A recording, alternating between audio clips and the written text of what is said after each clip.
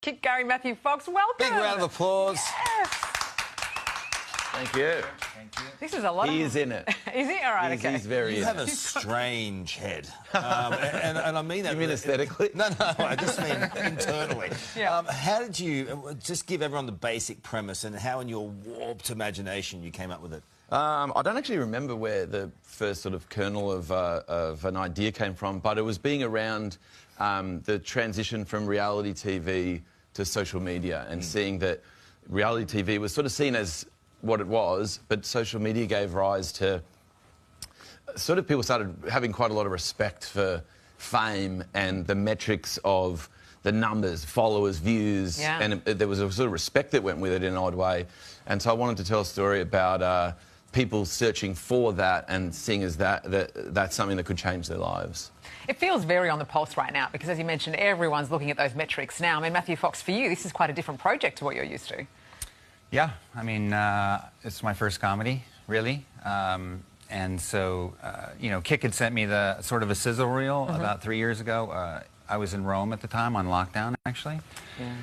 And my wife and I and our son just watched the sizzle reel over and over again. And I just thought it was the funniest. The premise itself and what it was sort of poking fun at.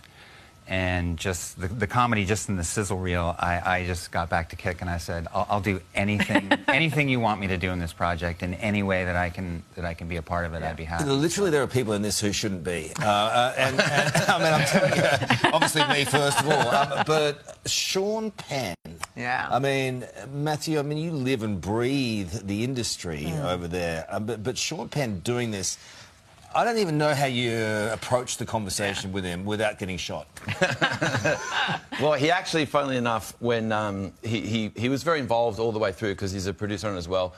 And I sent him the first episode once we'd cut it together.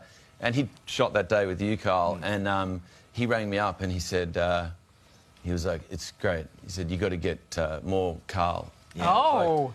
Hang on, what? And hang on a minute. And he go, and I'm not sure if he was aware on that day we shot. It was actually Ali. Yeah, he didn't want you. But that you were a real morning show host. Because he said to me, he goes, it's incredible. He really does seem like a morning show host. He goes, he's a brilliant actor. You need more of that guy. Well, it's not easy. What an endorsement. No, it's not easy.